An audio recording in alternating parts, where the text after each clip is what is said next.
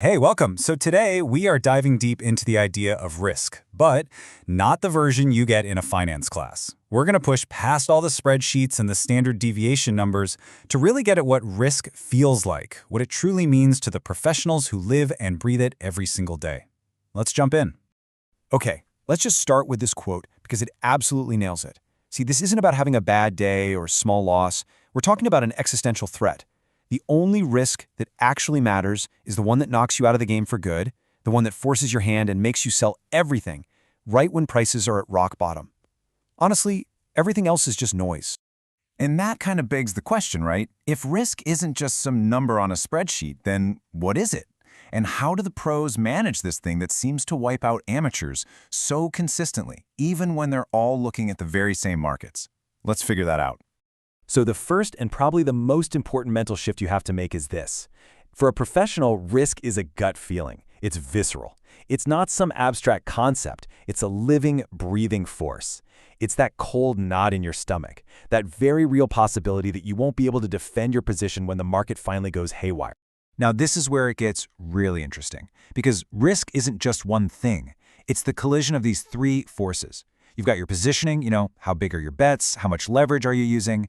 Then you have the market environment itself. And finally, there's your own personal capacity to take a punch, both financially and emotionally. A position that feels totally safe in a calm market can become absolutely lethal when volatility suddenly spikes. And your ability to handle the pain, well, that tends to shrink right when you need it the most. See? Nothing here is static. It's all moving. And all of that leads to what is basically the iron rule of professional trading. You don't manage returns. You don't chase the upside. You obsessively, relentlessly manage risk. Because if you can survive, the returns will take care of themselves. But if you get your risk management wrong, it doesn't matter how smart you are, you're eventually going to blow. Okay, so this brings us to our next big idea. Think of the market as a jungle, and it's full of predators. But here's the thing. The deadliest ones, they're almost never the ones you see coming. They're the ambush predators, the ones hiding in the weeds, not the ones roaring out in the open. This pyramid does a brilliant job of showing the hierarchy of these threats. Up at the top, you've got market risk. Basically, the chance a price moves against you. It's the most obvious risk, and frankly, it's the least dangerous. Professionals rarely get taken out by simple market risk. What really kills them are these hidden predators lurking just below the surface. Let's zero in on the most lethal predator of them all, liquidity risk. This is the classic roach motel of finance, right? It's super easy to get into a trade, but when you desperately need to get out, you find you're trapped. The price you thought you had, it just evaporates. And this risk is so deadly because it completely strips you of your autonomy. You no longer decide when to sell, the market decides for you. And get this, here's the terrifying reality of it. When a market gets stressed, liquidity doesn't just dip a little bit. No way. It can vanish by 90%, almost instantly. That escape hatch you were counting on, poof, it's just not there anymore. And then you've got this other sneaky predator, the great illusion of diversification. You think you're safe, right? You own a bunch of different things, oil, airlines, industrial metals. But when a major shock hits the system, like a war or a pandemic, suddenly all those different assets start moving in lockstep. Your carefully diversified portfolio just collapses into one single massive bet on the global economy, right before the hurricane makes landfall.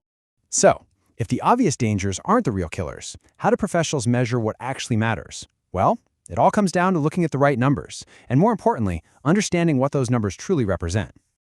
Okay, this one is huge. Amateurs are obsessed with net exposure. They think, hey, I'm long 100 million and short 90 million, so I only have 10 million at risk. I'm safe. But a professional, they look at the gross exposure, the full $190 million. Why? Because that's the number your broker's looking at. That's the number that determines your margin calls. Your net exposure might explain your day-to-day profit swings, sure, but your gross exposure, that explains your survivability in a crisis. And it's the exact same logic with risk metrics. Something like value at risk, or VAR. It's like a speedometer in your car. It's totally useful when you're cruising down a calm, straight road.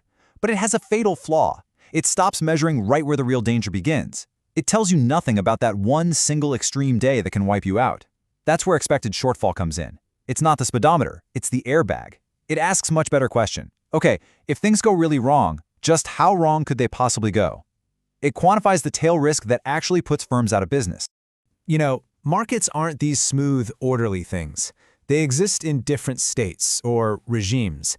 And the shift from a calm state to a chaotic one, it's not gradual. It is a sudden, violent snap.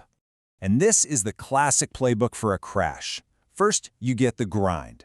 Everything seems calm, volatility is super low, and it lulls everyone into taking on more and more leverage. Risk is just quietly building up, right under the surface. Then, the snap. Some kind of shock hits, and everybody tries to rush for the exit at the exact same time. Prices don't drift down, they gap down. Instantly. And that snap leads to the most violent phase of all, the air pocket. This is when the people who are supposed to be providing bids and offers, they just disappear. They turn their machines off. The order book becomes a total vacuum. And when you're in an air pocket, forget about your safety nets. That stop loss you so carefully placed, like the slide says, it becomes a complete fantasy. It just turns into a market order that gets filled at the absolute bottom of the void, way, way lower than you ever thought was possible.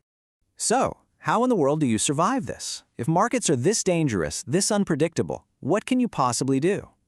Well, the answer isn't some fuzzy philosophy. It's a set of hard, structural rules that are designed to prevent ruin before it can even happen. Professionals live by two kinds of constraints. You've got hard limits, which are basically circuit breakers, things like a max gross exposure or a hard drawdown limit. If you hit them, you stop. That's it. Game over for the day. Then you have diagnostic limits, like expected shortfall. These are your early warning signals. They tell you when you're starting to drift into the danger zone, giving you a chance to pull back before it's too late. And this really gets to the core of why these rules exist. These limits aren't just bureaucratic red tape. They are guardrails. They exist to protect traders from themselves. Why? Because every single person, I don't care how experienced they are, has a psychological breaking point. And these rules enforce discipline at the exact moment when fear and greed make our own judgment the most unreliable. So, when it's all said and done, it really just boils down to this one question. It's the fundamental difference between an amateur and a professional mindset. Are you focused on the upside, or are you completely obsessed with just staying in the game? Because in a world of hidden predators and violent air pockets, only one of those approaches actually leads to survival.